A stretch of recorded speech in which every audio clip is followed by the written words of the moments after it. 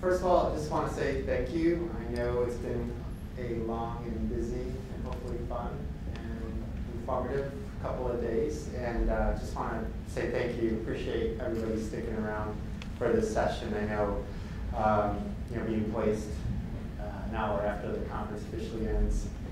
Appreciate the effort everybody's making to come here and be here and listen to what we have to say. And, I'm Scott Fiaschetti from Geopath, Head of Operations, and this is Enza Chiodi. She partners with us on a lot of our education and training. In fact, we are together building an education and training platform to go along with the whole Insight suite. And if you were here on Monday, you saw that we did a foundational training. So we went all the way back to what's an impression, what's a GRP, how do you calculate region, how do you calculate GRP, what's region frequency, and all that's available online after the show. But we also have video vignettes on each of those topics, along with one-pagers or so here that are educational, to help educate you on those things if you need that. So just wanted to let you know there's a lot of resources that we have and that we're building, and that they'll be available online. Some of them already are available online. We'll show you where they are before we leave today. And I neglected to say that Enza is with SMART, and what is the? Strategic Media and Resources Training. And again, consults with us on a lot of things. So again, just putting things in the context, Monday was the foundations, and today is the quote-unquote advanced session. And what we really want to focus on is now moving from the basics of how we do measurement today, into what we're going to be tomorrow. Tomorrow actually being today, now that the tool is launched and out there and everybody has access to it. So there's a couple things we want to go through, or several things. We want to talk about the new methodology, just give you a general sense of how we're getting to where we're getting to. So understand what's the impact of that? What's changing? Why might my impressions look slightly different? And we'll kind of peel that back a little bit. And then want to give a walkthrough of the Insight suite. I think a number of people, I know there's some Geopath funders here, so thank you for helping us evolve the tool as we've been over the last handful of weeks. But for a lot of you, hopefully it's a first time looking at it, so I want to give you a nice walkthrough of that and let you ask questions and throughout the whole session. This is for you guys, right? We have a deck. If we veer off, fine. I want to make sure we're answering your questions and giving you guys what you need. So don't hesitate to ask questions, okay? And there may be a time where I might need to move us on or not, but I definitely want to let you know that you can ask questions throughout. And then we're going to end it with a use case that we put together. So pulling some data from what's available in the tool now to really show how do you make decisions with this new level of data. How are you able to choose and select inventory, make recommendations based on some of the insights that we have available to us in the tool. So first, I want to talk about why. Why are we evolving? Why did we do this? Why what caused, beyond the fact that we are a not-for-profit and our board was urging us to kind of evolve what we're doing and how we're doing it, there were greater outside needs and reasons for this. Do you want to talk Yeah, about I mean, that? the main piece of it is obviously, clients and advertisers are demanding more and more from us in terms of the data and the insights that we're able to give them. Annualized averages are just not good enough anymore. They want the information, they're demanding the information, they feel like they're getting it from other media, whether we believe that other sources of data is valid or not is irrelevant, they feel like they're getting more. So for us, it was a matter of meeting those expectations and setting it up so that we can really have clients understand people that are around these locations, not just the locations themselves. So it's always been about audience, and that's what we're trying to push forward, because that's, again, what clients are demanding. Right. And, sorry, that's a lot of order. And so why Geopath? Why us? Why are we well suited to do this? And I liked a lot of what Bob was saying this morning in his presentation, talking about how overall as a marketing industry, we need to have measurement. And one thing, I like the shout out he gave us, and I he's at our conference, but we appreciate that he gave a shout out to us. But this idea of why Geopath, well, that's all we do. Like this is what we're set up to do, is measuring the out-of-home industry, right? And I think a lot of times our members don't even know, not all members know, because I travel around the country, talking about Geopath and educating people on what we do and some of our tools. And sometimes members are even surprised to find out that we're not for profit, right? And that's such a benefit for us because we're governed by our members, and our members are you, right? They're advertisers, they're media companies, as well as agencies, right? And that helps provide that collective due diligence for us as an industry to help us move forward as an industry and to measure the industry in a way that is appropriate for the industry, not something that's thrust upon the industry, right? So it ensures this idea of an objective, independent, and this other part is key to a universal currency, so that there's one currency that we all buy and sell against. Kim, often uses an example when I'm talking about, let's say, I gave you a bunch of cabbages, I gave you $5, I gave you 3 oranges. Okay, transact on that, right? How do you do that with different currencies, right? So to have one currency is really important for the industry. And the other benefit of Geopath existing for our members is that everybody has an equal voice, right? As a member, you're able to sit on committees, you're able to be part of what we're doing and to have influence. Great example is our Geopath findings, right? Really helped us hone and are continuing to help us hone what we're doing and evolving the tool overall. And again, and this was one of the points that Bob had on his thing as well, about this idea of it allows continued innovation because no one company has to kind of take the cost of developing these tools. So the cost is shared across the industry overall. I always like, before I jump into this is our new position statement. Obviously, we rebranded about 2 years ago now. And if you've ever seen me present, I always end up showing this slide because I always go back to this idea here. This is our new positioning statement. The words audience location measurement, right? It's basically what Enza was saying too. It's no longer just about a piece of inventory in the ground, right, or wherever it is, right? It's about understanding audience, understanding their behavior, where they're moving, what they're doing, why they're doing what they're doing, and that's what we're headed towards with our tool, and that's what we're so excited about at Geopath. I'm sorry, I think the other thing that's really important as we move forward is, we wanted the ability to also incorporate more and more out-of-home formats into the measurement. So again, going back to that universal currency, it's about not just making sure it's not just about roadside bulletins and street furniture, but being able to add in some of the other things that are out in the marketplace. So again, there's a level playing field that we can evaluate media against. All right, cool. And again, if you were here on Monday, you've seen this slide before, but I do think it's worth starting here, just really briefly, because the key aspects of our measurement are not going to change out. The building blocks are not going to change. It's the inputs that are changing, right? So we still need to understand circulation. We need to understand who's out there, what they're doing, where they're going, and that for us currently at this moment, because the current tool is still running as the formal currency, is based on state and local DOTs. We have a pedestrian volume model that helps us understand pedestrian counts as well as riderships. We factor that down. By 3 things: by load of vehicles, right? We currently use an average of 1.5, the national average, which is something that's going to change and we'll talk about. We also need to account for illumination, which is another thing that's going to change, right? If that way to talk about that or think about that right now is like, if a piece of inventory is not illuminated 24 hours, at 2 a.m., you're not going to be able to see that. So we had to account for that in our measurement, as well as directionality. So if a piece of inventory is facing south and it's on a north-south street, half the people aren't going to see it, right?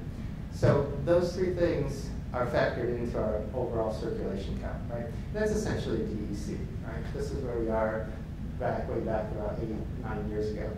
And this is an opportunity to see, like some of our other channels, right? That's how they're measured, that's where the ratings are. We as an industry have moved to likelihood to see. So again, you probably heard us talk about in other presentations possibly, but if not, again, Just want to make sure everybody's at the same level before we start to move forward. We have a visibility adjustment index, so hundreds of times, 2 different times throughout we did eye tracking research and really understood what are those factors that move somebody from just an opportunity to actually note that piece of inventory, right, that piece of out-of-home that they're looking at. And there are these factors: the read, is it left, right, center, the dwell time. So how long are you in that zone when you can start to note that piece of inventory? So speed, congestion, they play a role in that as well, in that dwell time. And then the distance, the angle, the size to the road. So all those factors are accounted for every single piece of inventory that we have. And these two things together equal an impression for us. Right? And so that's not going to change for us. And then, when we move to this eyes-on methodology, which often people refer to this as, we were able to finally apply demographics. And so now those demographics are based on journey to work surveys, which again, this is going to change tremendously, and I know something we've talked a lot about, and something we're very excited about.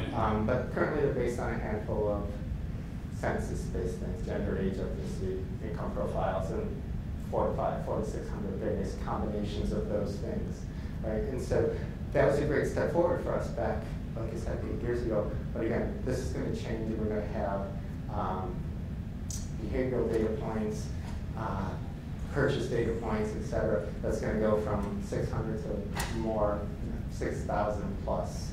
And that continues to grow over time through our partnerships. And then we apply our reach and frequency model, which if you were here on Monday, and we talked about what that really means and just what's the unique audience you're reaching and how many times are you reaching that audience.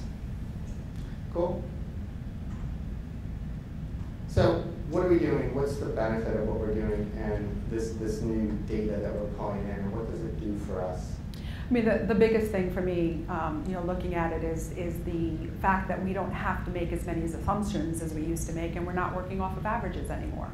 So before, if I was buying a unit or planning against a unit or selling against a unit, you were looking at just a pure average across the year. And now we'll have more specificity, more precision on what's actually happening and the audience flow that's going on an hourly basis throughout the entire time frame. And the assumptions, I mean, while we're still modeling information, we don't have to make assumptions that one roadway acts like another roadway just because it has similar characteristics. We actually know what's happening at that point in time. So those are big advances in making the data being, again, bigger, more precise, and more believable, and much more relevant for our advertisers. And how are we doing that, right? What's key, right? It's obviously the mobile data. We're going to be leveraging location data from 130 million plus mobile devices, as well as connected car data.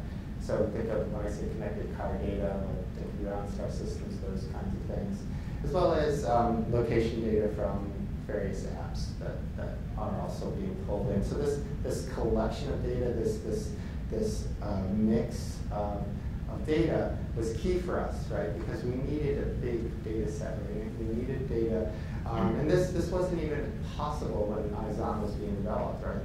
This is only the last handful of years that this level of data and the computing power to be able to do this has become available to us. And so what does that allow us to do? A number of things. This scale of data allows us to simultaneously model movement of everybody in the entire country, right? And we needed to do that to understand, to Enza's point about getting to the very local level of every roadway in the country, to understanding at a national level, right? So you can look at national campaigns as well as local campaigns. But also, again, with our partnerships through Esri and ClearXpost, we're going to be able to expand our targeting and profiling capabilities to be rival that of digital advertising. So you want to know how many people pass your piece of inventory who during Starbucks in the last 30 days, you're going to be able to find that, or inventory that over-indexes for people that have eaten at a family sit-down restaurant. Those types of data points are now going to be available to everybody in the industry. Right? And that's going to be, we feel, a game changer for us as an industry, because now we can speak the same language. The client comes to you with a persona or a preset like behavioral target, we can help you back into that, right? And that's what's key. So then the target doesn't have to change just because it's out of home. It could be fit into the overall media plan that they're working with. And then also, because the underlying data and how we capture this data, we're able to understand and provide reports by time of day, by day of week.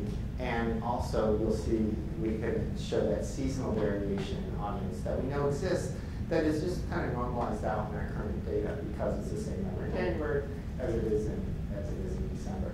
But again, you'll start to, because data will be uploaded monthly, we'll be able to see actual audience delivery, and that will in turn also allow greater predictive capabilities for us as an industry. So if you're responding to RFPs, you'll have a better sense once that historical database is built up of actual audience delivery. And then it's a tool, again, if you were in Dylan's session yesterday, the first session, again, a tool that's very flexible, right? That we are starting to also explore place-based and fleet and be able to port those other types of measurement into our system. If the data is there and available, we're able to port that into our system. Again, as our members want and need us to explore other media formats and environments. Any questions? So what's changed, right? What's changed about this? I have a little short video that we want to show you, and then we'll start to peel back some of those very specifics that are going. But everybody good? Are we tracking okay? You have any questions, Dylan? I'll wait. Newly available resources have significantly changed the way we measure out of home. Geopath now utilizes the latest mobile location data technologies and leverages cutting-edge computer processing to conduct audience measurement. This rapid evolution of our measurement is critical in meeting advertiser demands and for out-of-home to stay relevant. Advertisers want to understand audience patterns beyond annual averages, and a new level of accountability through mobile data will allow us to answer, where is my audience seeing my campaign? Mobile location data, coupled with other resources, allow for accuracy, precision, and stability in our audience measurement. We no longer need to rely solely upon annualized average traffic counts, and we no longer need to make gross assumptions in the way people move around the marketplace. Geopath's audience measurement methods are built upon 85 years of industry expertise and collaboration with leading research partners. Within Geopath's methodology, the core building blocks of circulation, visibility, demographics, and reach frequency have been enhanced by recently available precise mobile data. Where we previously used averages or assumptions, we now have empirical information. Updated circulation counts are based upon observed movements from hundreds of millions of daily trips from mobile devices and connected cars, allowing us to understand traffic volumes across any roadway across the United States. Additionally, we now have localized vehicle occupancy figures versus the national average used in the past. Speed of travel, a key component of our visibility factors, is now available on every roadway throughout every day. Precise spatial relationships between audiences and advertising locations gives us a level of precision that could not have existed only a few years ago. Audience profiles built upon reported and observed behaviors, as well as consumer transactions, are fluid throughout every hour and day of the week. Leveraging mobile location data, the enhanced audience measurement system reflects this unique pattern of people going about their day as they live, work, play, and shop, all tying back anonymously to audiences' home locations. With precise trip patterns, frequency, and home locations derived from mobile data, Geopath's new reach and frequency model is now capable of differentiating unique audience for every out-of-home location and how those audiences build over time. Geopath's measurement process incorporates a diverse set of data resources, each exceptionally proficient at contributing specialized functions in order to holistically measure audience. Geopath's solution architecture also supports future data sets, as each function within the solution can be upgraded with the newest data sets as necessary. Cool. So I know there was a lot there. Some of them may have come fairly quickly. So I wanted to start peeling it back, so to speak, as to what's changed and what that really means. So thinking about one of the key things is traffic counts, because that's a key source, really understanding those nodal points of where people pass through and really understanding just the people out there on the road. So one of the key things is that we are now going to have calculated for every unique directional road segment in the US, no matter how big or small the road segment is, we will now have data for that at that level. Be leveraging the millions of mobile, the 100 million plus devices, and the multitude of trip data that we have. And we're going to be able to understand that by trip type as well. So whether it's journey to work, journey to home, journey for education, journey for other, we really have a better sense of what that is about, and that's going to be really key for us. And again, our mobile traffic count locations currently are, we have 90,000, and that's going up to somewhere around 2.5 million plus locations. So greater coverage allowing us to have this better understanding. Bill? How are you sourcing and calculating for unique directional road segment? In what's that, how are we doing this? And what's the source? The source is, and Bill and I, let me take a shot at it, and then if you want to tell me. Okay. So basically, I mean, we have this, we have the mobile data. It's an aggregated anonymous fashion, right? So we're able to understand home locations, right? And then we're able to. The mobile data comes from where? Cell towers? The mobile data comes from basically, we did it through our partnerships with City Labs and AirStage. It's aggregated, anonymized. What happens is, whether you turn on or off your location aspects of your phone needs to make a phone call at any time. It needs to be ready for you to dial that number. And so it's always pinging the tower as you're moving along the road. So that's how we're able to understand and collect this level of data. And then, haven't you ever been in a place where there's no coverage? Yeah. So to jump in real quick, it depends on the marketplace and what data sources are available.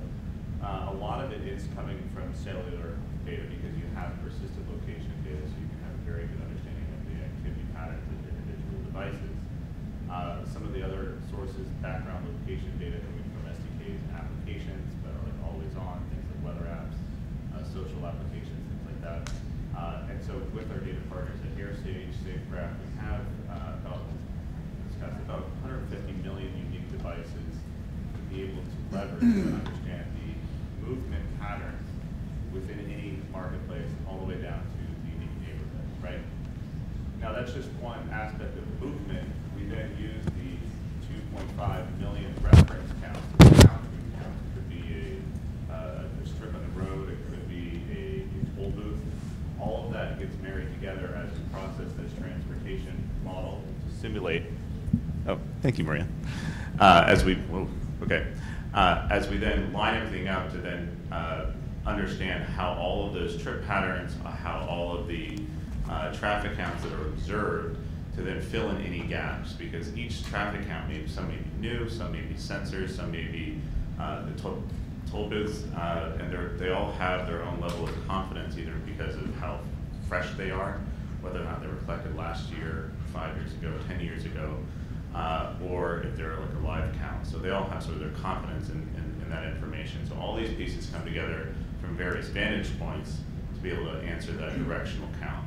And it's really helpful now to be able to see, not just taking the interstate count and assuming that of the 1.5 million vehicles on the road, that 750,000 are traveling northbound, 750,000 traveling southbound. But patterns, especially by day part, are very different north-south. You may not even physically be able to take the same route home depending on where your trip's starting or ending. So that's now reflected in the actual network of roadways. So that's. So you do use a combination Yes. of DOT counts and the other. Absolutely. DOT counts are always going to be the foundation, but we then take that information with a grain of salt, because there are some volatility within those counts themselves. That guy with the fedora is still clicking away. But I think that that's a really good point in general, is that anything that we're doing is not in substitution or replacing what we've done in the past. It's an additional layer to what we had. So it gives us, again, a little bit more a lot more precision, really, than what we had. It's not like you can throw out some of it. To Dylan's point, there's going to be certain roadways or certain areas of the country where you cannot get that level of precision, so some of the assumptions or some of the other counsel have to come in. Yeah, and sorry. I think one of the things to just make sure we clarify for everyone in the room, we're not counting devices driving by a billboard. We are using mobile device movement information, those trips from those devices, to then understand and fill in the gaps and strengthen the confidence around the observed traffic count locations where the DOT collects information. The DOT collects traffic information for their own purposes, for planning purposes. We're trying to build a media measurement on top of that, so it's not catered specifically for what we need to do. It doesn't have the sensitivity that we need to compete with online to have that. I need to know exactly how many people are here on this particular hour on any given roadway. That's the baseline that we now need to compete with other media channels. And so integrating mobile location data, understanding how all those activity patterns lay out on roadways is how we do that. And that's both for vehicular and pedestrian audiences when those trips end at the location. I think there was one more question. Is there a discount on the cell tower counts that you're doing in relation to how many things you're getting there? Because, you know, a 10-year-old that has a car, you know, has a phone that I see, how do you know, it's not a 5-to-1 impression, so how do you? Right, no, not all devices are created equal. Right. You may be carrying 2 cell phones and an iPad that's got an AT&T connection or something like that, yeah. So it's all looking at the activity patterns of those devices, and if they're all sort of representing the same individual, when you end up looking back at the observed home location of all of the devices that you do have in your data set, and this is more speaking to what AirStage does, but you understand how representative that individual device is of the population. And with all this advanced behavioral information that we have about the household areas, disposable income, types of jobs, children in the vehicle, children in the household, vehicles per household, all of that dictates what we would expect to see in that neighborhood. And when we look at all of that, all of the devices from that neighborhood, we can then appropriately extrapolate to the full population and fill in those gaps where there is no either observed data or what we would expect to see. So it's like a Nielsen sample. But times 100,000. Yeah, I mean that's the Nielsen samples like 13. But yeah, you never have to observe every single individual, and at some point you get diminishing returns on investing in more location data to answer the question. So if we can get to 95% confidence with the 10% sample in marketplace, then we'll only need to do that. If we need to go to 40, then we'll have to do that. Great. Any other questions on that? Cool. Thank you.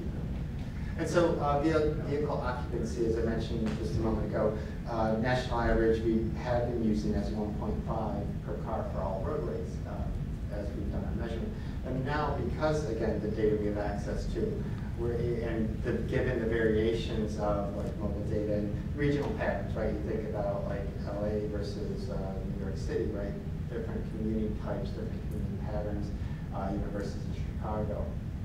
And understanding trip purpose. So again, is it a journey to work, journey to home, journey for education, which is a classification, just basically dropping the kids off at school. So it's journey for other. So all of those types in those regions, and even within a particular road segment, have different averages. So we're going to now be able to have different road segments in the country. Each is going to have their own vehicle occupancy circulation. And granted, maybe at times they won't be that different, they might be slightly different. But again, we have that ability, and we'll have vehicle occupancy by roadway, by road segment. Cool. Illumination, again, one of the key things that we're using in our base circulation understanding those at the bottom of the pyramid at one point. So currently, again, if you've ever entered any data into our system, we ask you 12, 18, 24-hour illumination. This is now going to be advanced as well and really go by the sunrise and sunset patterns at that location, so the actual sunrise time versus sunset, and it's going to be used to help gauge visibility, and that'll change with season. There's all these other factors that will impact that. Good questions? And then pedestrian pathways, right? Again, being able to leverage mobile device data here is really key. Understanding and factoring in things such as employment hubs, the density of businesses in any location, and all of those types of things will actually help us with our pedestrian model. We won't have to have pedestrians count descending ranges and model from just vehicular traffic. Yeah. The previous slide, Sunrise, Sunset, saying that you use the standard 12 and 18, 24 was DAB. Now actual, so you're taking and projecting Sunrise for that particular location. And using that would be for non-illuminated board or board. Because it's illuminated, it's 18 hours as morning illumination.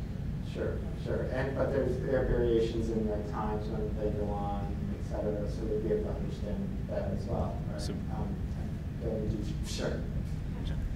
So when we apply like an 18-hour factor, it's wonderful because the assumption when we say 18-hour illumination is that you can start seeing at civil dawn, right? There's enough ambient light to read messages on non-illuminated objects or non-artificially illuminated objects.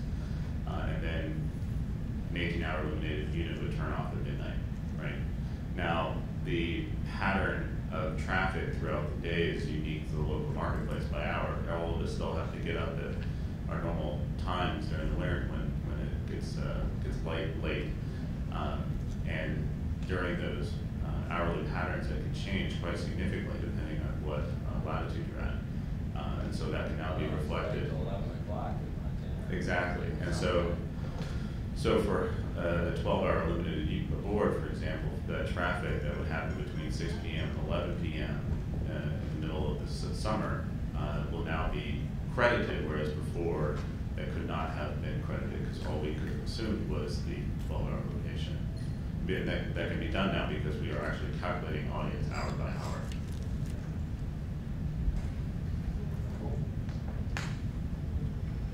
Any questions on this slide? I know you kind of briefly talked about it, but sure. Who provides the data that goes into the vehicular trips? Is it the outdoor companies or? We're partnering with several different partners to collecting the mobile and connected car data as well. Some of our partnerships are with CLabs and AirSage. AirSage is providing the data for the aggregated mobile data as well as some of the app-based data. And then Here Maps is our partner for the connected car data, and we've even added a few more, right, like SafeGraph. Yeah, the traffic count sources, we only needed to collect information in front of the units that were being audited. In this approach, we are now looking at all traffic counts available across the entire United States from any DOT. And so all of those counts, the 2.5 million traffic counts are all on the network, and then we're laying out the trip information to understand the context of those patterns taken, because the DOTs often only report an average annual daily traffic number. And so we are projecting that to the individual hours based on the activity of the trips that we see. So we can take that annual number and break it out into its components throughout the actual week using all of those other contextual indicators. But all of the traffic count information is coming from DOTs, local municipalities, where we need to fill in some of the gaps if we don't feel we have enough confidence in the measures that we're observing.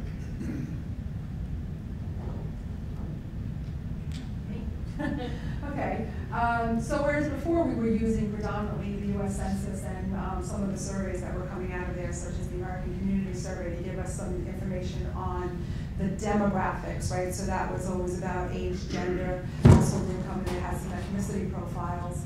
With the partnerships that we now have with Enza and Claris and some other additional data sources, and still including the census data, we are able to get beyond the demographic profiles and more into behavioral segments.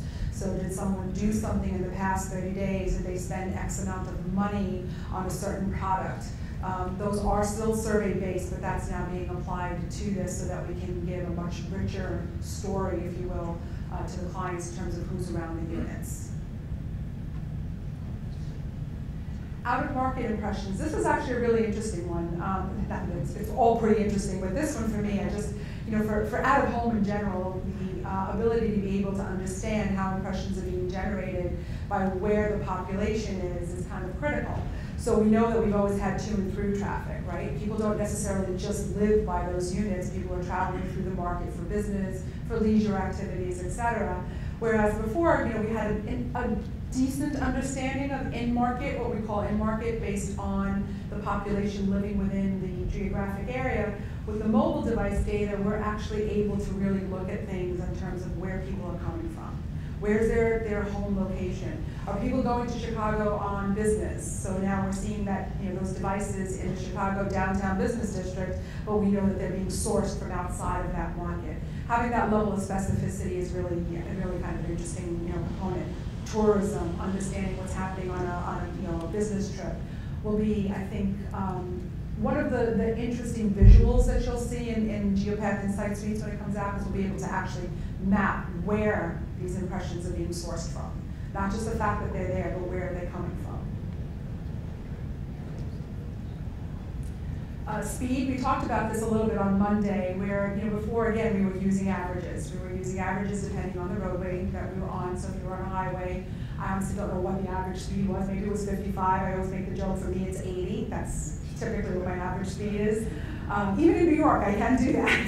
But now we actually have the speed data for all of the roadways, so we know what's going on. And the fact of the matter is that it's not just an average by roadway, but by time of day. It varies. So sometimes it'll fluctuate. So it'll fluctuate with traffic conditions. It'll fluctuate with just Mother Nature. So having that ability to be able to take this into account, again, gives us that level of precision that we didn't have before. And reach and frequency. Now, some of you have sat through a number of my talks, and some of you are maybe new to it, but to me, reach and frequency beyond impressions is something that's really important to understand. Not only how many impressions are being generated, which if we remember is the number of exposures, it's not the number of people. Reach gives us that unique number, where frequency gives us the duplication. And we had a model. Currently we're in the legacy system, we have a model, and it's great. It works. It gives us a good sense of what's happening depending on the weight level that you're purchasing in the marketplace. And there are some differences between the types of formats that are in a marketplace, but now the level of precision is completely different. We are able, through the cell information and through some of the other mobile data that we have, we're able to understand frequency of trips. That gives us the duplicated piece. That allows us to start to pull out and really parse out what's truly unique. How many times is that person actually traveling, or that aggregate number of people actually traveling around, so that we can apply a model that is much more sensitive than it used to be in the past. For me, it's really exciting. So we'll start to see some different numbers. I know Dylan's smiling at me because it's probably, 2 years that I'm in your office, like, I don't want this reach and frequency. I want something more sensitive, because I want to understand if I'm truly buying these 3 units versus those 3 units, what's happening? What does that do? If I want to emphasize reach, what's the better way of doing it? I mean, theoretically, I know if I want to emphasize reach, I need to buy across a marketplace. But you know what? People travel so differently, and it's important to understand that. Yeah, I think that's important, because in the past, if you wanted to, add multiple boards to a location, depending on the radius on the old model where those forms were located, sometimes your reach didn't change at all. Right. Because, it wasn't fair that the board's half a mile up before an off-ramp, you count that unique again. And so I think that's really significant.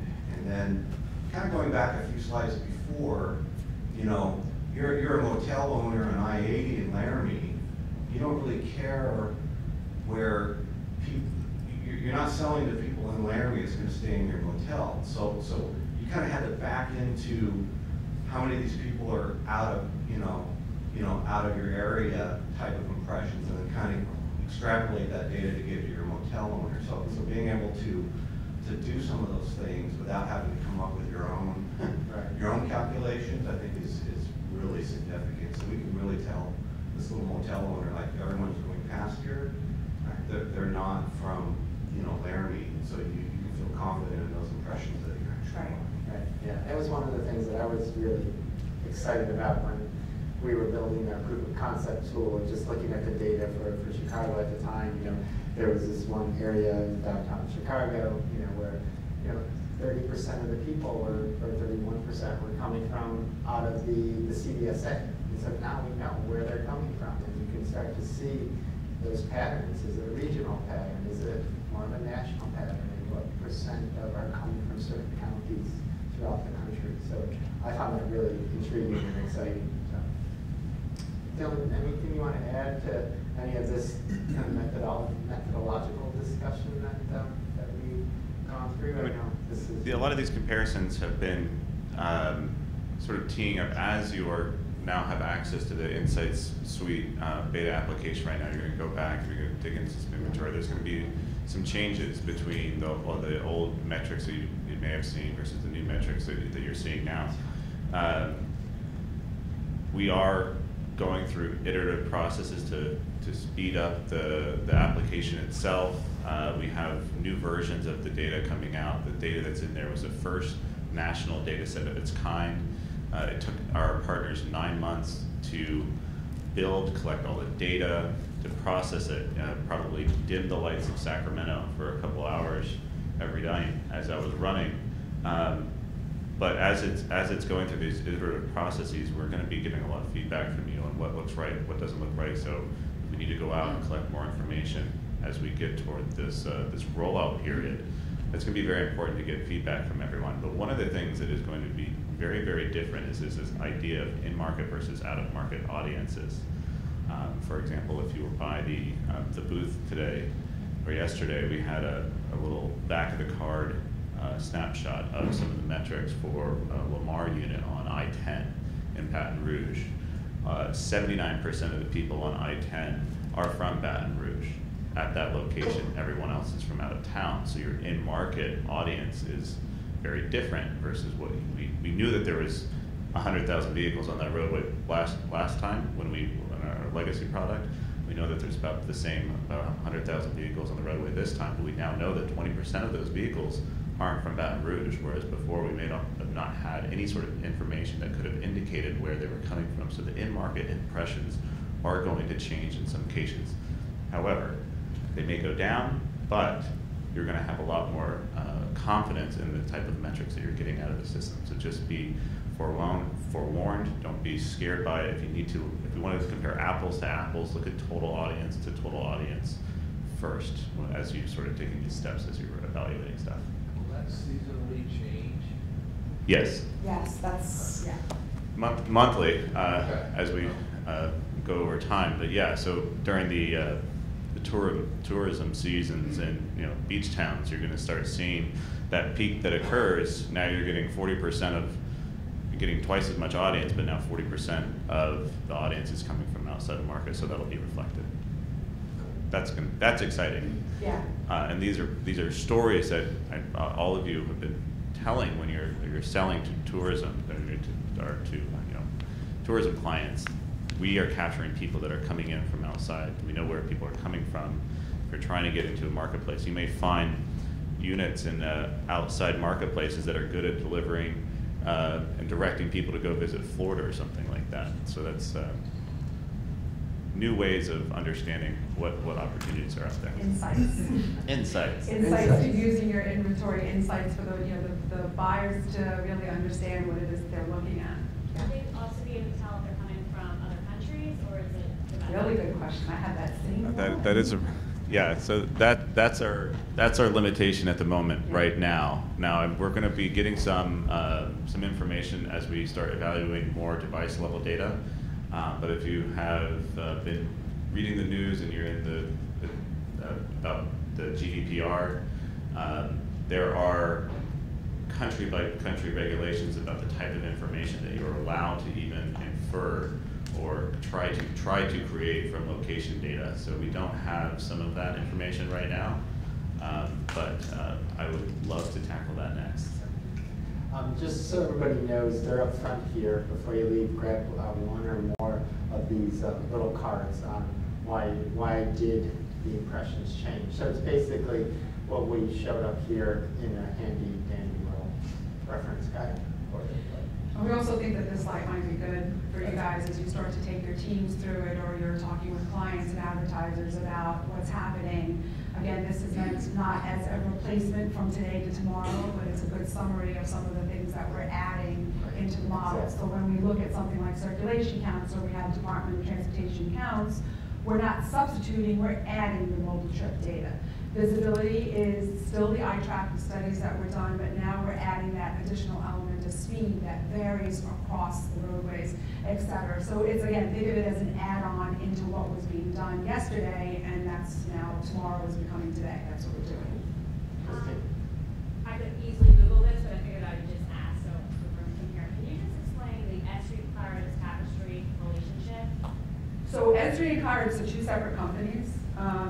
Claridus is a survey-based audience profile company that breaks out the United States into various segments, and they have a lot of information on those behaviors that we were talking about.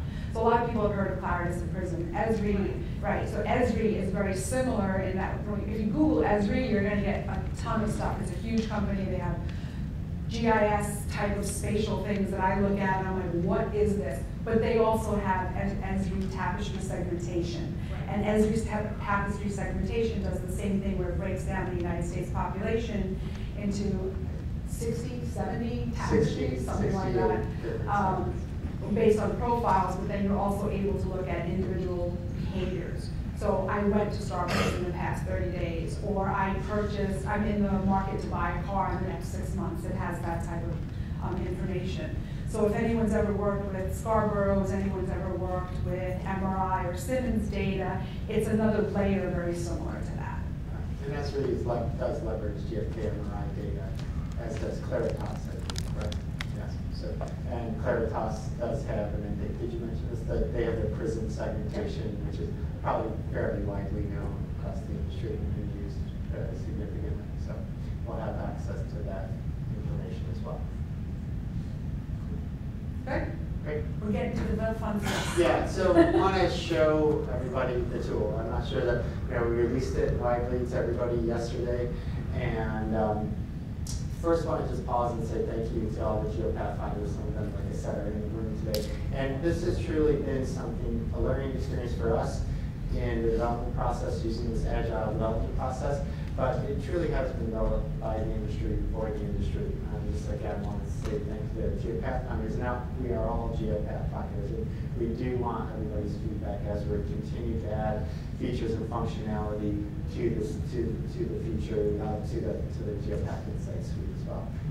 So, without further ado, let's take a look. So I'm just going to give a walkthrough of the tool. Oh, that doesn't look right. How about that? All right, so you'll first need your password to get in. So if you do not have a login, please email us. Even as a member, everybody in your organization, whoever you need to have access to, can have access to. If you do not currently have access to, or if your link has expired or your password has expired, please email us at geekout@geopath.org. That's geekout@geopath.org. Just to clarify, if you have a unified credential to get into the ADS or the O-Plan systems, it will work for this. And so if you don't have that, that's when you should reach out to Geek Out for any help. Cool. And there's an actual link on our website. Why don't I do that too? Sorry. I'm going to do that just to show you exactly how to get there. So here's our home page. You can click here, click the button here, go to Insight Suite, and take you there. It's going to take me because I've already logged in. Another place you can go get it is in the Tools section here. So the first link right here, boom, gets you there as well. Any road gets you there. So anyway, once you do log in, you'll come to this screen. It's just a welcome screen. It gives you some information to how to navigate a little bit and how to add feedback and what's available. So I encourage you to read it and take a look at it. But here's what once you're fully in, here's what you'll see. Right now, the most fully functional aspect is the Explorer. And this is for all of the data, all the inventory in our system. Right now, showing right here on the right side, you can see 49 billion target impressions, because I haven't defined an audience yet, for 49 billion 5+ impressions, so 100% so across the top here, you can pick your filters. So this is population that you want to look at, and so again, you can look at, decide whether you're more interested in market or more interested in population or behaviors or audience. And we have a handful of behavioral targets in here right now, and that's going to continue to expand over time. We wanted in this first iteration, this first test case, have just a handful to really start to understand how to work with it and allow our members to really start to understand the potential of this data.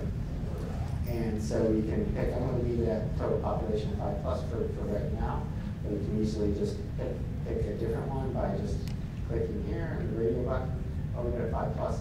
And then obviously market's always key, right? It's always very important. And let's see what it might do. Okay. Oh, let's see that guy. What is it? Apply. So I applied my market.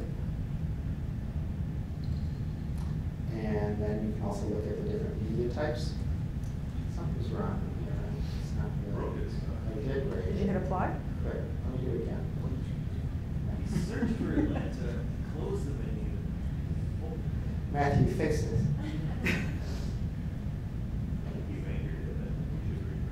All right, I'm gonna refresh because our development guy says refresh. That's why live demos make me really nervous. I mean, we want to break it. So yes, truly, you know, this is a good point, a good, maybe teachable moment, maybe. When these things do happen, when you get lemons, right? So as things do break, or we want you to try to break the system right now. That's going to help us make a better system for everybody. So as you do experience issues or glitches, or there's this handy feedback button that I was going to talk about a little bit later, but maybe I'll talk about it right now. So. When you give up on land? No, I'm never giving up on land. I'm never giving up on land. So we do want feedback, right? And there's an open feedback loop here for us, and it's you'll get feedback from us. If you run into any issues, you can contact us here and just tell us what it is. If you have a great idea, or hey, wouldn't it be great if, you can click here and just submit your idea. If you're truly running into a problem, you're looking at your impressions and say, hey, something doesn't look right with this audience or impressions. You click here and let us know. When you do that, I guess we will ask you for the panel ID, the Geopath panel ID that you're referring to. Just helps us get to the issue more quickly and help solve the problem more quickly. And then also, just if there's broader usability issues, you can click here and do that. And that goes into our feedback loop as well. And then there's various different help sections throughout. Let's say, hey, there's a key here. What does this key mean? I don't know. So you can type in key. And if I type it right, okay. So Matt key symbols. So again, really explains what the iconography is here and gives you more information on all of that, the different types of inventory in there as well. And so there's a variety of help, and there's a variety of articles in there that can help you understand if you have any questions. This is the first place to go to try to answer your questions. And then there's also a broader help area, which I'll show you as well right now. You have a question? Yeah, there's a question too. Hello. So just going back to the select audience part, you said that those couple are the only ones available right now. Just right now. So like eventually we can do adults 1849 or just females 1849, right? And so when do you see that happening, coming out? Very soon. Matthew, when do you see that? So it is in the next, seriously, in the next couple of weeks, these are coming out. And it's not like we're going to roll out like 5 at a time. It's going to be a significant amount, right? I heard hundreds at one point by in a couple of weeks. Oh, hi. Hey,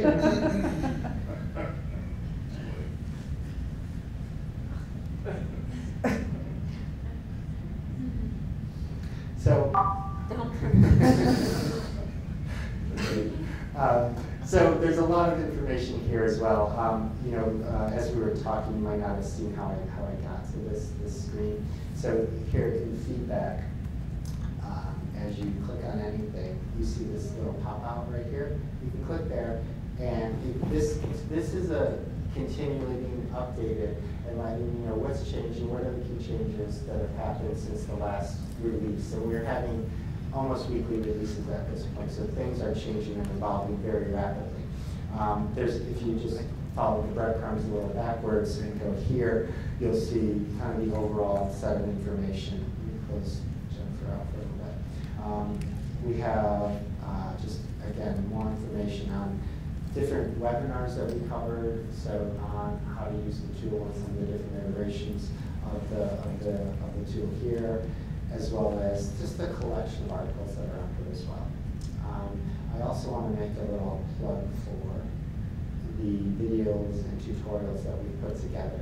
So a lot of these, if you were here on Monday, we leveraged some of those for some of our training. So literally, these are 2 to 3 minute video vignettes on fairly foundational things. So what does universe mean? What are impressions?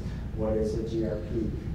We talking with one of the committees that I run is our education and training committee, and that committee really helped us helped us understand, like, we still need this level of data. There's constant churn within the industry. People are coming new to the industry, and so we needed this level of data. And then we're going to keep adding to this as well, and it's going to be a fully formed curriculum eventually, where you can go through and get your Geopath certification and and actually go through, and you'll have to, as you complete steps, you have some level of questioning to ensure that you've taken in some of that information, but in the end, coming up with a certificate program that you can earn. But again, you can also consume it ad hoc. So if you're like, oh, how do you do this? What do you mean by composition? You can just go there, watch a quick video. There's also attendant one-pagers that are going to be along with them as well, so you can have something to hold in your hand as well. Cool. That's my plug for my education and training program. So let me get back to what you guys really want to see. Let's see. Hopefully the client's house is going to cooperate with me. Let's see. Come on, Elena. All right, Hey. so you can now see, right, there's 12,915 pieces of inventory in Atlanta. We haven't filtered for any types of media there. And I think one of the features that I really like, see here, you can see breakdown by the broader categories, the different types of inventory that we do have. There's 7,000 plus bulletins, 3,500 plus posters, etc. here. And also, this was actually a question that was asked on Monday, if you can filter by the 2 different types of providers. So yes, you're able to see that Clear Channel has 3,356 pieces of inventory in the Atlanta market. So as you scroll through, you can see Signal also has 700. Yes? Yeah, really quick question on this, because I played with it a little bit. See how that's every single operator you ever have? Is that ever going to be, if you cleared it to just a DMA, where it's just the operators in the DMA, so you don't have to scroll through one at all? Yeah, a lot of people have asked for that. Right. So it actually came through as an idea through that feedback portal yesterday. And so that's already made it to the product team to go into priorities of the next releases. I'm not sure when it will be released, but feedback like that is vital for incorporating into the future development of this platform. So please, anything you think, just send it through as an idea. Once they actually get rolled out into the product, you'll get a nice email notifying that your idea has become a feature. I didn't get my gold scar about my comp index. Hey. So I just clicked through, and you can see it zoomed in, and you start to get these skittles, showing it, which represent the different types of. And I know there was a question around that in a second. Shows the color coding for the different types of inventory that are available. And as you scroll even further in, you'll see it will start to show you directionality of the inventory as well. Maybe I'll just go through that. So it's a little clean.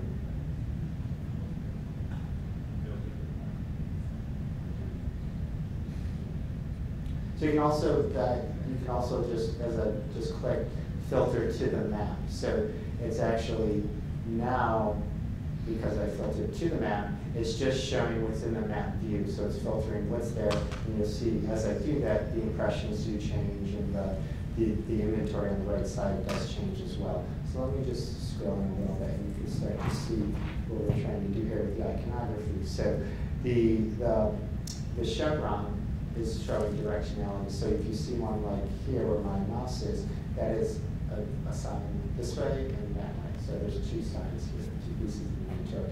And when you see one with a black circle around it, that indicates it's a digital piece of inventory. And again, if you ever forget that, you can come here and just type in feedback, so map key, symbols, etc. And you see the iconography there. Can I go back? I know you had a question. I'm sorry. What is that? Where did all this information come from? Was it provided by the vendors? Does it take into account any independent media or location structures? So it would only take into account Geopath members. Okay. Sorry. That's it. Yeah. So if you're a media provider and you're not a member, it doesn't. Oh. We only have the inventory that we've received from our member participants. Part of our role as an auditing body is to review all the inventory as it's received to us. We used to go out in the field, now we don't necessarily have to do that for every instance. We can use a lot of aerial imagery to validate the actual longitude under the orientation you're seeing on the map here.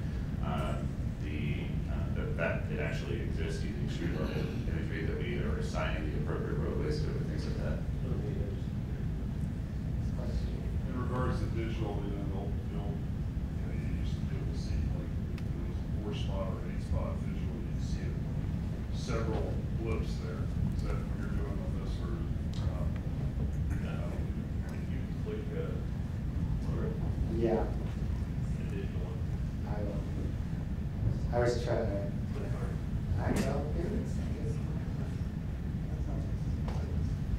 So you can see here that this is reflective of the number of flips.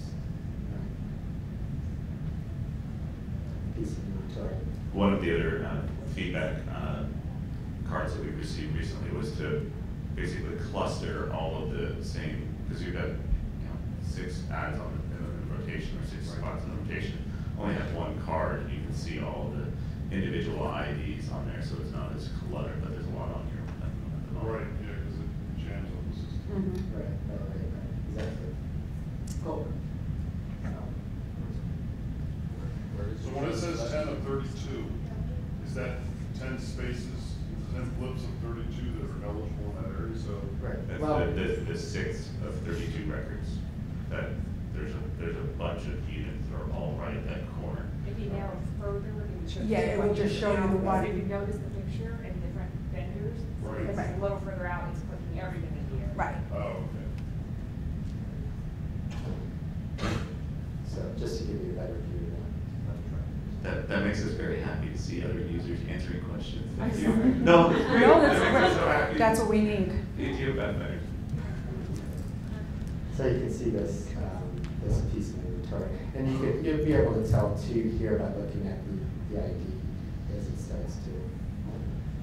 You'll be able to tell when it switches to a different piece because it's counting with the letters. Cool. Any other questions? Yeah, Scott? Yes. Will this have POI proximity targeting? We are getting POI data in there shortly. Yes. But will it have the proximity targeting? Is that something that your current Explorer does not have? And very few mapping systems have that for a good precision.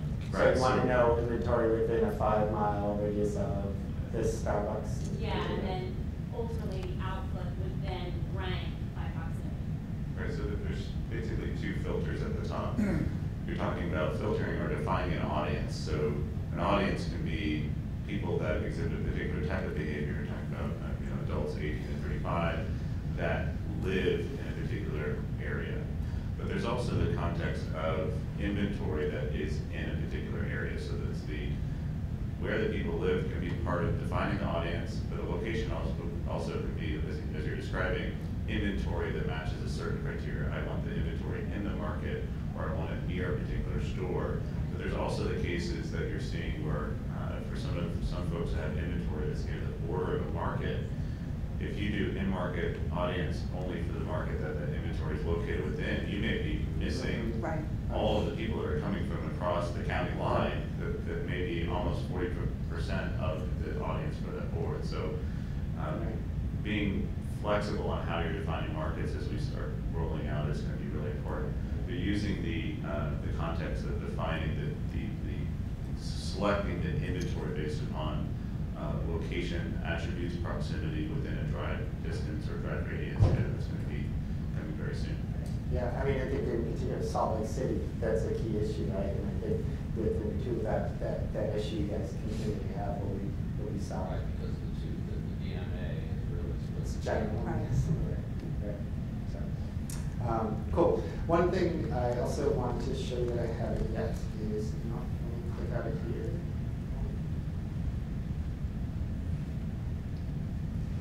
Be able to search by CBSA too, eventually, defined by. Yes, by defining. So yes, you're going to have standardized markets, and then you'll have the ability to create your own markets. Yes. How often do you update your apps? You know, like for example, Waze, what they do is like they give you some candies as a user. So when you go to a road that's already built or new construction or something, they update it, and then you have people outside the app that just do that. They update it. Well, that's part of the actual circulation count information that would get updated on a regular basis. The mapping itself, it's not showing physically any kind of movement. It's just showing the units and then the audience that's around it. The back end of the audience will be updated, yes, on a regular basis. Why are you talking about? Oh, okay. You're not talking about like specific. Hey, this new road was built. Yes, exactly. Well, if the new roads are built, yeah, that would change, sure. Yeah, definitely. Mapping the underlying maps. How is that getting updated? That's the actual question. If there's a to reflect road closures, new roads being built, new developments, etc. Innovations, Quarterly. Thank you, sir. The gentleman For from, now, is the that going gentleman to from Georgia. As Not as often the as conversation is going on, what happened is let me just close out, because this is also important. So I didn't filter anything. You can filter by total impressions, total market comp, total target impressions, total target comp, etc., by a host of different categories here. And then, do you want to look at all pieces of inventory? Do you want to look at the top 50? Do you want to customize and just select your own? So there's a variety of kind of customization aspects you can do here. And so as I scroll over, you see that a star showed up. So it's helping you identify where that piece of inventory is on the map. So these two must be facing opposites of each other. So click on this piece here. I want to look at the map view, and it pulls the data in. So again, all your specifics of the structure itself. And then you can click here for more detailed information. And this is, to me, an aspect that's very exciting. One of the things in particular I love personally is this here, this opportunity overview. So you can really see, yeah, I'm looking at a particular audience, but what other audiences are great for this piece of inventory, right? So this one happens to over-index, way over-index for those that have been to Starbucks in the past 30 days, as well as, a little bit over-indexing for those that have taken domestic air travel in the past 12 months. But then also over here, you can see the zip codes where the highest percent of people coming or kind of seen passing by that piece of inventory from those particular zip codes. So this 30324 zip code is the highest for this one at 9%. So you can imagine this one is pulling people from a lot of different areas, given that the highest is 9%. There's times where I've seen some of these up at 90%. So they're really kind of close inside the DMA. What do you got? Scott? Yes. There's 340,000 1 sheet or 30 sheet poster panels in the United States. You haven't shown or anything on how you put together a 25 showing. Why don't you take the Austin market, take a 25 showing and tell me how the system works? We don't do showings. Yeah. So what are you asking for? A package of You units don't do together? showings. You don't do showings. Well, showings, we haven't used that terminology in years at this point. I mean, everyone should have been using either So a what Geopath. you're doing is what we see, and that is everybody's trying to buy a sign location. Well, right now at this moment, we haven't been able to, what's coming to functionality is the packages together, and you'll see that. But you can also, So instead of you're calling it a seeing showing, it you're calling it a package. Okay, whatever you call it, take 10 poster panels in the Austin market. Yes. They aren't poster panels anymore, but I mean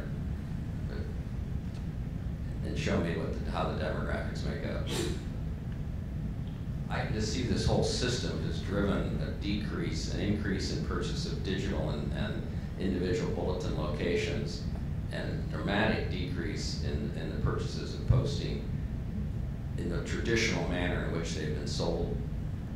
Scott, I think that this is a mapping visualization tool, and Yes. this is referring to a media planning tool. Right. Yeah, and we are separate, and this is. Right, I was gonna say, and what And you're. where we are right now is we're in the process of building some of the more planning aspects of the tool. This is really helping you explore the market and understand the inventory. You are getting a sense where you can, and if you guys want to correct me or whatever, you can customize and say, okay, I want to select this one, I want to select this one, oops. And you're starting to build you're starting to build a package and see your impressions kind of accumulate together. So you are building, and again, I went away from digital. This is all just bulletins here. You could have just put just posters. You can pull your DMA, Austin, and say the top 25, and it'll show you just the top 25 posters in Austin and where they fall on the map. The top 25, what's the definition of the top 25? However you Well, want it's to. what I've sorted by. So right now I'm looking at total impressions. If I wanted to look at total target impressions, so if I picked those that have been to a Starbucks in the past 30 days, or those that have eaten at a family sit-down restaurant in the past 30 days, I am now adjusting here on the right side my set of inventory that's going to filter to the top. I don't want to say index because I'm not looking at an index right now. I'm just looking at total impressions. So are going to change and adjust. But could you then sort by that index as well? So if you went down, you can get your most efficient boards, regardless of how many they're delivering. They are delivering to that audience in the most efficient way possible. Right. Well, and that's what I've just done too, right? Pick family sit-down. You're always buying an individual sign location, is what you're doing here, which is contrary to the manner in which the poster, 330,000 posters in the United States have been sold for maybe almost 100 years. So, I mean, it's a case, and behind this is I've raised this issue with Nancy and with OAAA.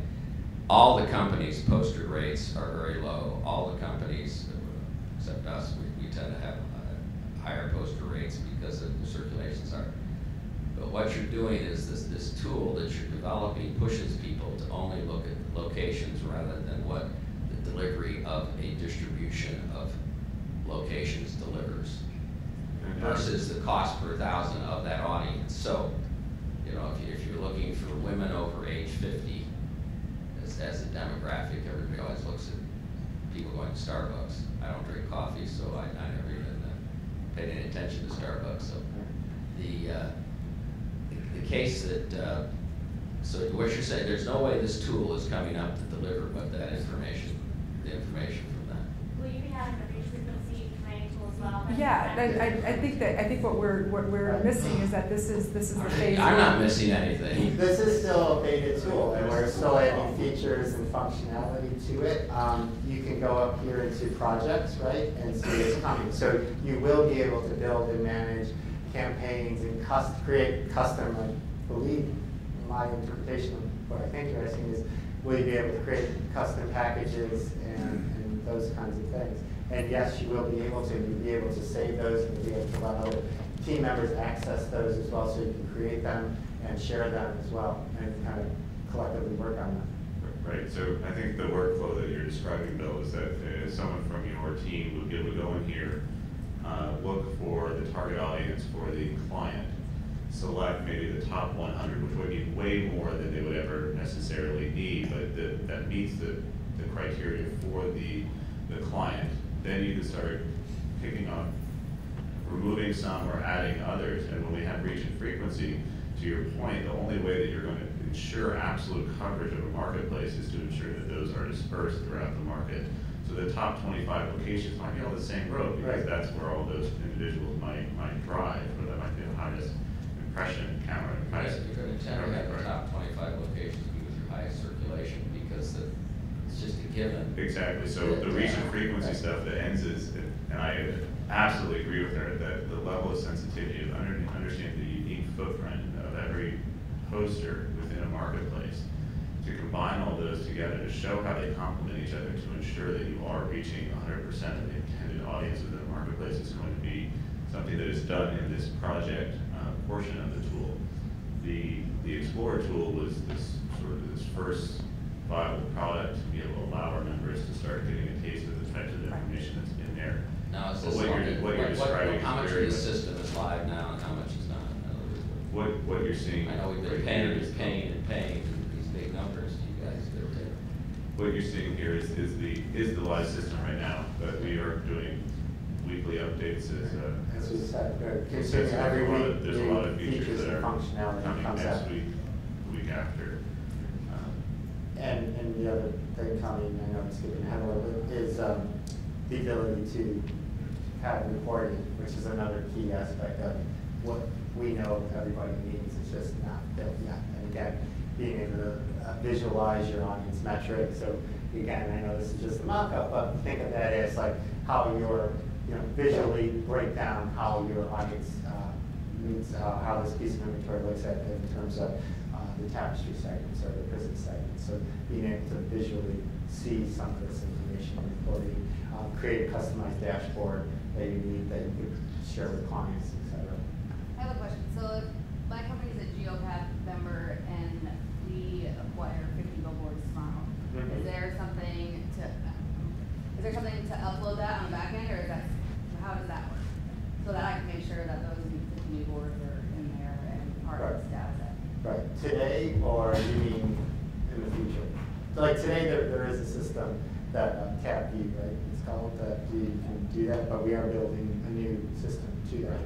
So if the units are, if it's an acquisition, for example, and they're already audited, they're already in our system, so we just have to change a couple operator IDs to validate with the existing operator that those were in fact acquired before we move things over.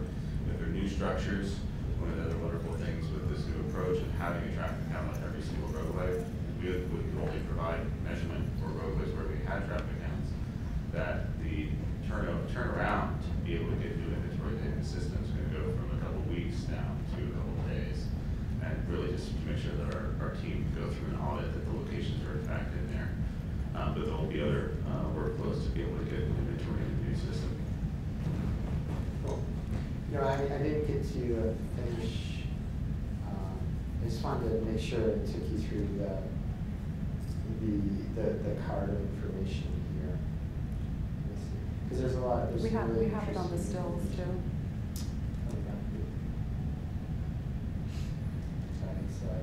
Your mapping is not Google, is that correct? Yeah, Google Earth. The base map is from a company called Mapbox. OpenStreetMap, thank you. But a lot of the images of the units themselves have been, we've curated with our members, asking for all of the photos of the inventory. So about 257. Correct. And so we're also working with vendors, so if they may not have images, for example, not all street furniture has an image of every transit shelter.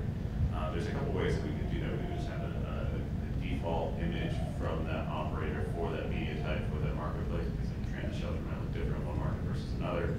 But we also can leverage things like Google Street View to be able to reference and take a sort of a screenshot, if you will, of the unit in question. Is your projects thing that's coming out, is that something that's supposed to like transform into a CRM basically? Is that the future of that? Will that be like? I wouldn't consider it a CRM. It's more of a collaborative platform to be able to work with individuals within your organization, manage projects, manage campaigns that are currently going on, or at least keep track of the inventory, the measurement from those. You're always going to have your own internal systems for some of that, but to be able to pull in the appropriate panel IDs, make sure that the campaign start date, campaign end date, to make sure that you can pull the audience measurement and plug it into what you need to, and then also to share once you take the project, put it into the reporting to be able to visualize it, to be able to share with the client. And that might be in the form of a chart or a table or an infographic of the sorts. And also, right, be able to go back to old projects, right? And if you need to refresh it, or if there's the client comes back, or you can reuse the type of projects collection that is placed for different clients.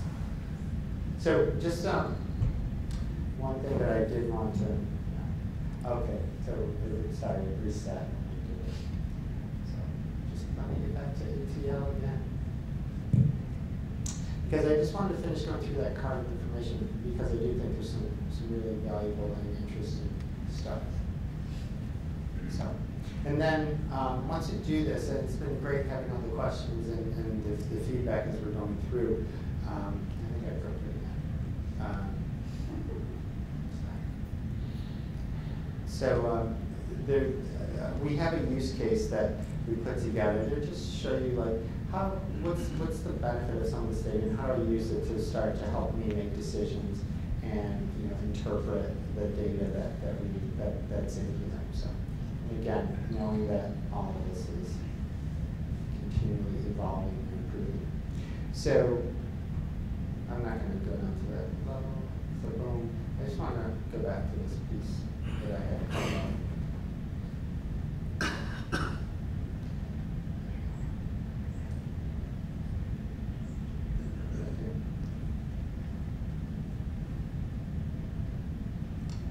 Oh, sorry. Sorry, I already catch that.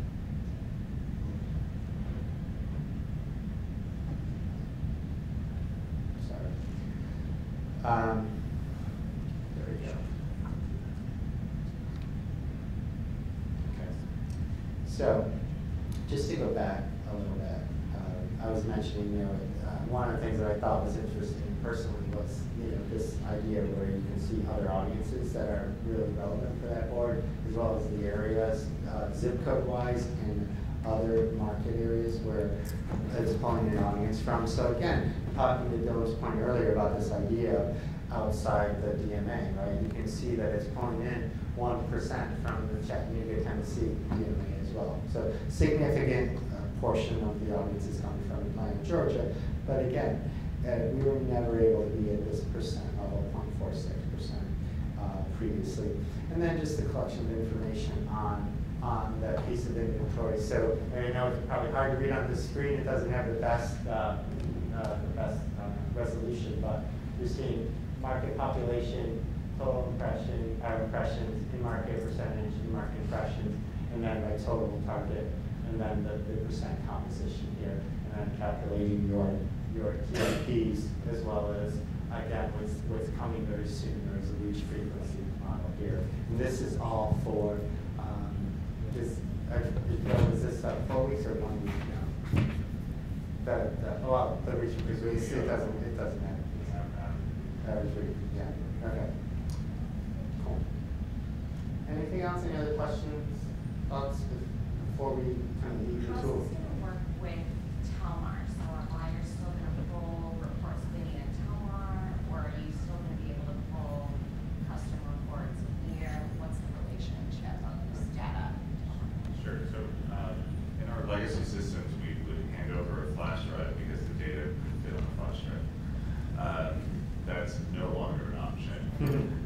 And so what we're doing with our partners, individuals that are accessing data and third-party applications, actually building API gateways so people can access this gateway. All of this information is coming from a computer on cloud. That's what you say, the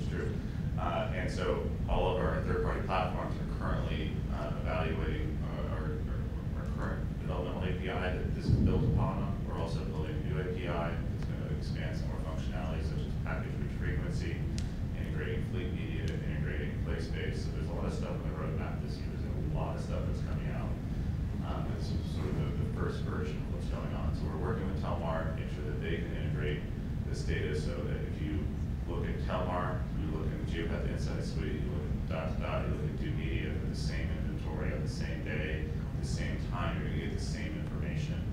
There's been an issue with the way that we are updating data every month because we're getting new takedowns, we're getting new conversions, and so we basically provide a flash drive to everyone. Here's the data set.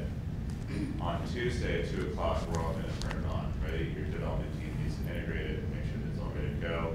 And that synchronization doesn't always happen. We don't have control over all the other third-party developmental teams.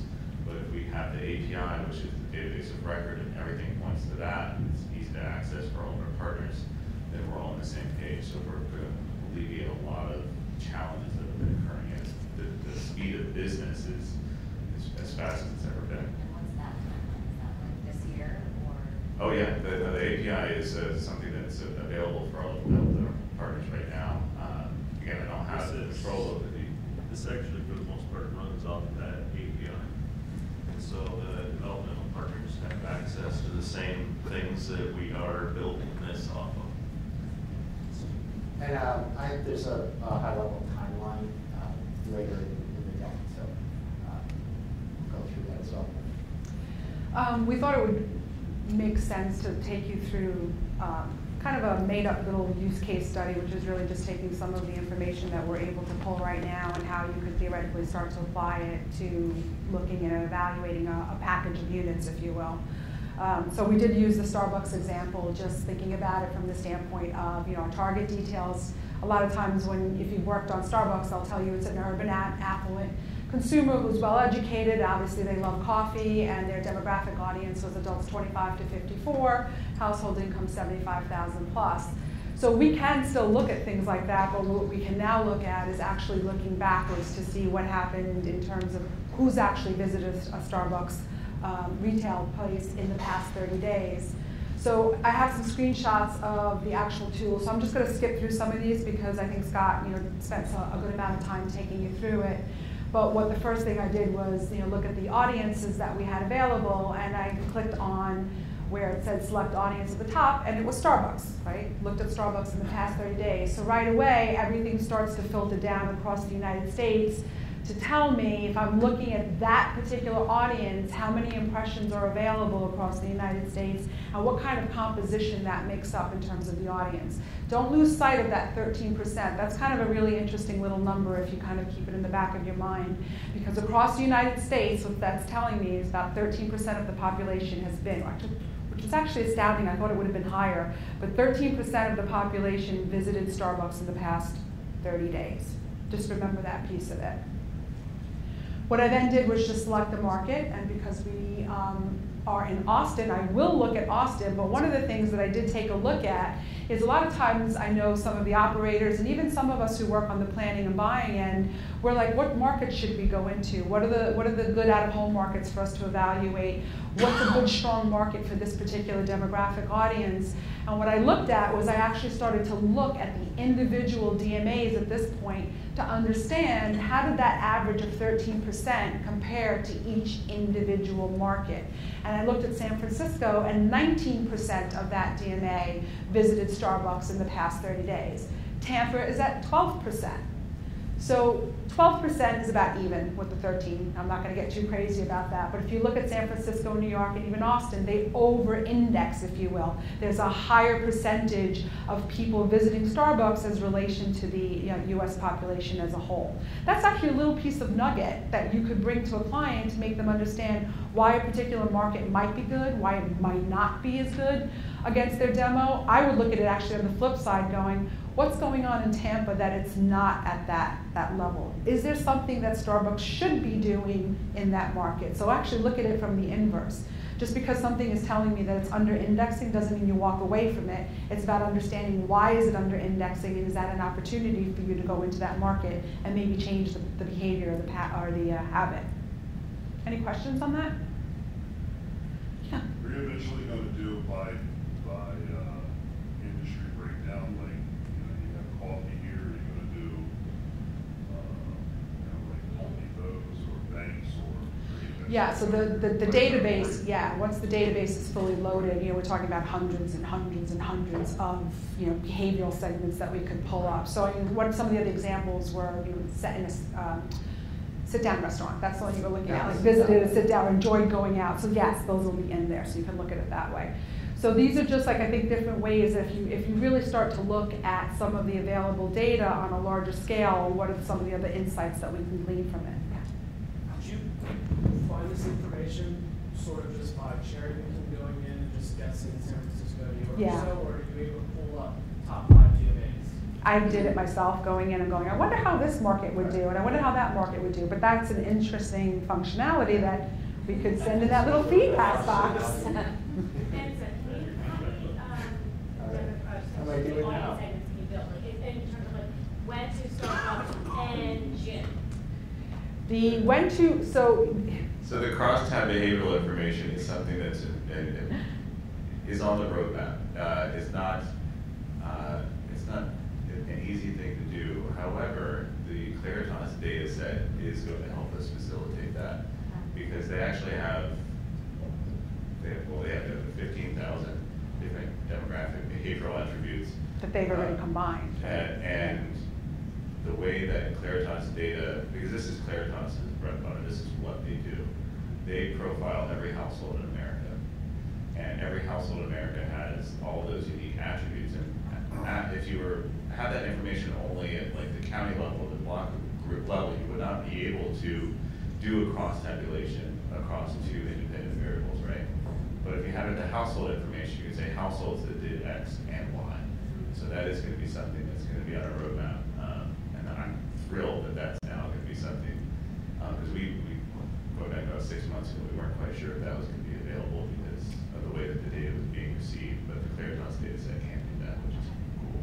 Which is, I think, something else that John probably got really tired of me saying along with reach frequency, was I want to be able to combine things. So yes, that would be the ideal scenario, would be, again, thinking about what the Starbucks consumer was the adults 25 to 49 household income. It's nice to be able to add on layers to it. This is excellent data. I get asked for this stuff, but like we're limited in our resources in terms of, so we kind of have to do the big research. Right, yeah. So then what I did was I just filtered down to Austin to understand what's in the Austin marketplace. So again, to Scott's point, the key at the bottom is telling me the different types of formats that are in here, and they're color-coded, the different circles. Again, that right side, yes, your right side of the screen is starting to change, and it's giving me that target composition of that 15%. That was based on the DMA, and again, against that audience of being a Starbucks consumer in the past 30 days. What I then did was filter it again to media types, and what I started to look at was just bulletins. And again, it was just to keep things running smoothly. I could have looked at posters, I could have looked at whatever was in the marketplace. And this again starts to filter down, so now it's just showing me the bulletins that are in the market. And this number in terms of the target impressions and total impressions does start to change, again, because it's now filtering it back down. The more closely that I look at things, the more those numbers are going to change. And I can change the views that I'm looking at based on the sort and select functions. But the main thing is so when I'm looking at this, and Bill, I think this is some of the things that I think are relevant for creating packages, is how do I pull together something that makes the most sense? Whether you're a seller and you want to pull together the right units, or whether, as from a buying perspective, what are the right units that I need to pull together to answer this RFP or to make a recommendation to the client. And there's a couple of different ways that you can look at it from an evaluation standpoint. You could look at units that are the most targeted, what has the highest composition against that Starbucks user in the past 30 days. I could look at units that have the highest level of impressions, or I could look at units that have the highest reach. Those are actually exclusive of each other, because just because something has a really high impression value doesn't mean that it has the highest composition, and because something has the highest composition does not mean that it has the highest reach number. They all are different. So the way to look at it, and it's a little more complicated, is to understand all 3 of these factors individually and then create something that you will make sense out of looking at those 3 individual pieces. So what I looked at is here, I just took, just to keep it simple, top 10 units that were ranked by composition. And again, what composition is telling me, so if I look at that unit 9152, it's giving me a composition of 26% basically. So it's telling me that out of all of the impressions that that unit generates, 26% of those impressions are against that Starbucks customer that I created. Okay? Does that sound like a good number? Pretty interesting number. Remember what the average was for the market. It was 15%. So if this unit has that kind of a comp number, it's a very high skewing unit to that particular audience. Okay, so this is just ranked on that. So here are my top 10. Pretty good. They sound pretty good. They've got varying impression levels. Some of them are really high. Some of them are not so high. Look at 9045. That's only got 7,000 weekly impressions, but it's really pretty high on the target composition. That's a nugget to me. That's an interesting unit. It may not have the highest impression value, but it's giving me a really highly targeted, concentrated audience. So I want to be able to mix that into the other things that I'm evaluating. So then the next thing I did was just totally rank the units based on the highest impression numbers. Now look at this list. Does it look like anything like the first one?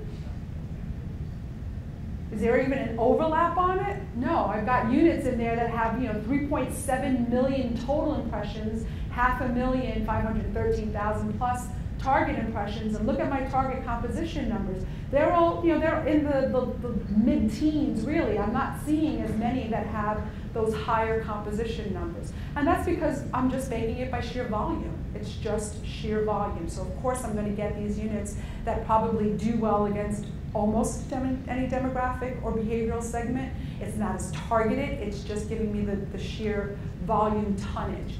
There's value there, but I need to make that determination. What's more important to me as, either if you're selling these units or if I'm evaluating them to be bought, what's more important to me? Is it them being more targeted, or is it giving me more volume of impressions? Neither is right or wrong. It's what you want to be able to do, what you want to be able to package together. The other way to look at it is actually ranking it by reach. Okay? Now, if I look at it from a reach perspective, I am yet again getting a different level of units. There's actually, I think, one of them, I meant to highlight it, that overlaps. And it is only, I think, the only one unit that does that. It's 9460, actually, that overlaps between ranking it by impressions and ranking it by reach. So these are based on which one gives me the most unique people seeing these units. Second one gives me the most exposures. The first one is giving me the highest concentration. So how would you select units based on this? What would you do to create a package? If you had to select 3 units, what would you select? So I know most of these numbers, so it's kind of cheating. But I am a believer now because 9045 stays sold year round locally, and it's looked at buyers like, why do I want to buy that with such little impressions? But it's in a really good area of Austin that has like high income people that want to shop, that want to spend their money, and it's over some nice bars and events. So I was doing a package. I would probably do 9045, even if it's out on the highway, and then I would add in some of those higher impression boards like 175, 088, and get a good balance. It's great that he was able to actually say, oh, that's great, the data is actually proving why it's more sold. Right? Exactly. Yeah. Thank you. And that was not planned. That wasn't planned. That just happens. But I think it makes the point too, like you said, it's the combination. Yes, it's a combination. And I may look at it very differently, and Christina may look at it completely different. And it also will depend on what? This is my big it depends. It will depend on the client's objectives. What are they trying to do in the marketplace? How much money do they have to spend? Are they really, if they're looking for high efficiency, maybe going target composition is the way to focus on them because there's not as much extraneous types of impressions being generated, and maybe depending on the way that you're pricing it, it could make the most sense. But if they're only then getting a 2% reach in the marketplace by picking a couple of those units, are they going to achieve their goal? Maybe, maybe not. So you really have to always go back to what exactly is the client trying to accomplish to understand which one of these kinds of rankings are really important.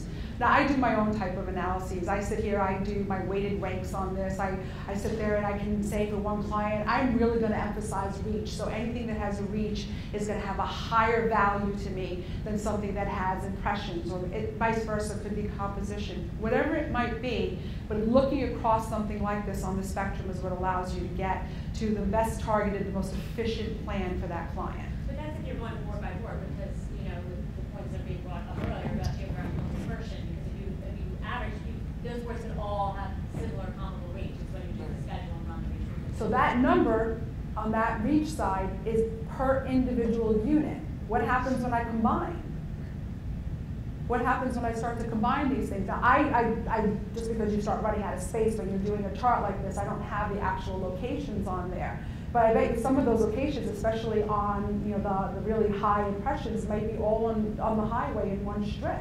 Or if I'm looking at some of these higher reach ones, 9345 and 7902, the first two, they may be very close to each other. So while it sounds really great to just look at it from a quantitative standpoint, understanding the market and understanding what kind of dispersion you're going to get is going to be one of the ultimate drivers in all of this. Is your reach number against your target, or is it against the overall market? This would be against the Starbucks past 30 days, okay. Yes. So I played around with it and I was like, well, you know what, I liked unit 9050. It had moderate number of impressions. I looked at 55.4. Again, same thing. My target composition was at least above the average of 15%, and it had a nice number. 9460 to me had a lot of things going for it. The target composition as an actual percentage was slightly under 14 versus that 15 average, but it gave me a nice amount of target impressions, and it gave me a really nice reach number of almost 20%. When I looked at combining them on a 1-week basis, I was able to look at it and get a 34% reach. That's where your packages come in. Being able to understand when you're adding one unit to the next unit to the next unit, what are you adding? Are you adding more uniques? Are you adding frequency? Neither is wrong. It will totally depend on what it is that you're trying to accomplish. And from an operator standpoint, I think it gives you the ability to be able to show why you need to do certain things. Why do you need a unit in that part of the market? Why do you need a unit in this part of the market? While still taking into account the way to target that particular audience. So looking at it as a holistic approach is the way to do it, not only on those, again, it is a very good point. You can't just look at things on a one-off. It's how you put the different pieces together to get to something that the client is going to need to do in order to achieve whatever goal they may have. Any questions on this? Yeah. And to build packages, like you were saying, and get that combined information is going to be coming in the campaigns tab, correct? Projects tab, yes. So theoretically, I mean, again, I don't know what the ultimate end user experience is going to look like, but theoretically you should be able to pull in your units or pull in the inventory that you want to evaluate into the package, and then it'll give you what that overall combined, yeah. So if anyone is using O-Plan now, or anyone is using even ADS, or you're using Telmar, when you're using those software, what you're doing is you're pulling in individual units on line item by line item, but then you're looking at that bottom line total. So that's going to be something that's going to have a functionality in here as well. It would also be interesting too, as a core component, to know the location of proximity to the actual Starbucks. That's the POI stuff. Yes, that would be one of the, I think to me, I actually haven't bought that way where people want 7-mile radius or 2-mile radius to be able to add that in there. That's an additional element, exactly. And that's where you would be your starting point, ultimately. Well, yeah, theoretically you could create the drive time or whatever you want and start with that and then evaluate. To me, it's always about filtering down, because there's so many units out there, so you can try to get to something that's the most targeted that you would want to evaluate. Again, from I think Scott went through this just to show these are those 3 units. And it's funny because I didn't do this purposely. It's when I picked them. You remember how I said I picked one that had like a lower number, this had a higher number? They were kind of dispersed in the marketplace. I was pretty happy with the way I looked at it. And I'm like, oh, look at this. only been to Austin twice, but it's kind of cool. So now you can actually, again, visualize where that is. And again, to your point, it would be great to be able to understand, so where are some of my Starbucks locations in relation to those units? That would be really good. And then Scott showed you this, which is, again, I think kind of like the really cool piece of this is to understand where are these impressions being generated. Most of this was all happening in the Austin market, but we're seeing some, Milwaukee. I'm like, why did Milwaukee pop up there? It's like, that was kind of random. So there's some interesting tidbits of information that you can pull out to understand better what's happening within those individual units. And then ultimately, when you're in a plan, like I want to be able, this again is my vision, I would love to be able to see a sheet like this that isn't just for the individual inventory, but it would be great to see this for the package. Okay? I'm buying these 20, whatever, I'm buying these 3 units. What does this detail look like for the combination of those units? We went through I this. have a question. I mean, this is photo coming soon. Are the vendors going to need to provide photos? Vendors are already providing photos. We have, like, how many, Mike? About 260,000. How many? About 260,000 photos. Right. So we're a little more than halfway there. Well, I'm not sure I got the memo and sending it photos. Okay. Do I send it to you? Yeah, absolutely. Probably someone in your organization received a memo from our inventory manager, and so we can definitely follow up with you. Any questions before we move on this? It's right now, it's still early, so we wanted to at least give you a sense of some of the things that you can do with the current information. But the idea is that please, especially now that this is completely open to everyone, some of us are the Geopath finders and we've been trying to play around with it, but the more that you guys play around with it and the more feedback that we get, it'll be a much stronger system. And this isn't a planning tool in the sense of that it's not going to optimize what units you should be selecting. It's giving you the information for you to make those decisions. That's the basis of anything that Geopath puts out there, right? They're going to just give you the tools, they'll give you the information so you can make those informed decisions. What's that? I'm done, I'm going to take that one.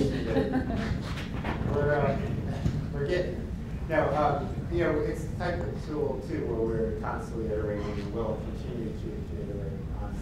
Yeah, if you heard the CEO's panel, Scott Wells talked about the need to be able to put out a viable product sooner than later so that this conversation can happen. I can hear from Bill Reagan say what you have right now isn't quite addressing what my team needs and how we sell. So we can integrate that into the next priority list if that's how we need to do things.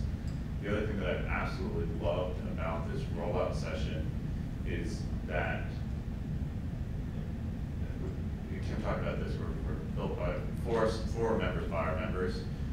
A lot of times we've talked about having these committees that make decisions. This communication channel, we have live chat. If you have a problem, you can of course, always pick up the phone and call us, but if you're in the tool, you can let us know what's working, what you're having issues with, and we can integrate that back in. And so we've had over 2,000 page views from the Geopath finders. We've had 400 or 500 hours of time in the platform, people thinking about what is it doing, what is this, and the feedback cycle of this really, I feel, allows us to be more of what we describe our organization being for our members. So I'm really excited about that. How many people in here are Geopath finders that were in the original rollout session? Awesome. You guys are awesome. Good. Thank you very much.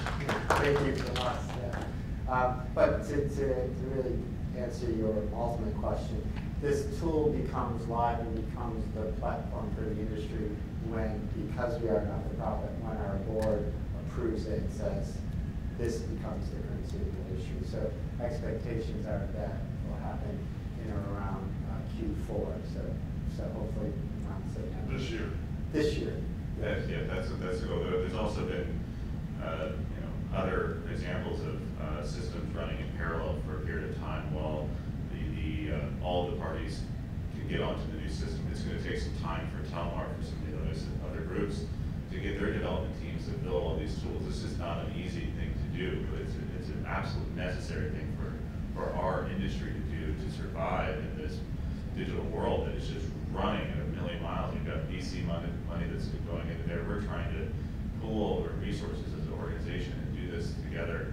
And so it's very exciting, but it is very imperative that we work as quickly as possible. There is going to be a time though when there are both systems running parallel so that we can make sure that the contracts might be still underway, and you're going to want to make sure that no contracts are still live, that we're all negotiating on the legacy system, or you work with your clients to negotiate on or transition over to the way to things.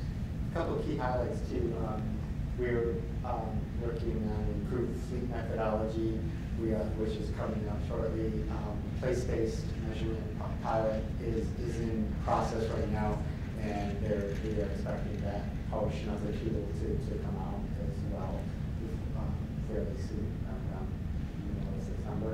These are some screenshots that kind of already, we kind of talked about this and looked at that, but the idea of mapping populations is going to be key for us. And really this is showing for actually people that visited the Stone Briar Mall in an area, so they start to be able to see kind of the populations. Again, that's going to be a key aspect of the tool. Here's a mock-up of what is our fleet. Yes, our fleet tool. Again, really understanding that's Dylan and team are working on that right now as we speak. And then also our place-based inventory. So again, we have, what is it, 18 different, 20 organizations participating in the place-based pilot testing right now. And again, getting down to that level of which floor level in this mall are you seeing a piece of inventory? What are the impressions for that? So there's a lot of granularity there within the structure, within the mall, whether it's a bar, whether it's a mall, etc. So we're working towards that. So those are some things. I also mentioned another big plug for the training and onboarding. Enza, myself, and some others on the team are developing a training program. So again, going to be largely video driven because just how we consume information these days. People aren't going to sit down for 20-minute videos. I totally appreciate everybody staying here for 2 hours, but we realize that when you're not at a conference, you're a busy day, you're going to want to just kind of consume these really quickly. And so we're trying to set that up with little video vignettes with some other, like I said, intended kind of one-pagers, and structure this into a curriculum if that's what you want, and that's what you want for your organization, but also just be able to consume it on an ad hoc basis as well. I already showed you this place, but to get there, you don't have to be logged into the tool to get to this page. You can get there by just support.geopath.io. Okay? And again, all the videos that we've created to date are in that lessons package. So just to sum up, again, it's about bigger data, less assumptions, less averaging, more precision, and just, again, why this matters. It's just this consistency to be able to update audience metrics and see that monthly variation, that seasonal variation. Again, I'm always excited about the audience to be able to explore these in-depth profiles. And then this ability to expand. Like you said, it's a tool that's built to grow, to hopefully be as future-proof as possible, and that's what we're working towards. So thank you again for coming and for sticking around for this extra 2 hours. We truly appreciate it. And just thank you, Christy, thank you. But if there's any other questions, you guys have been great about asking questions, challenging us, and just really helping us today. So just appreciate it.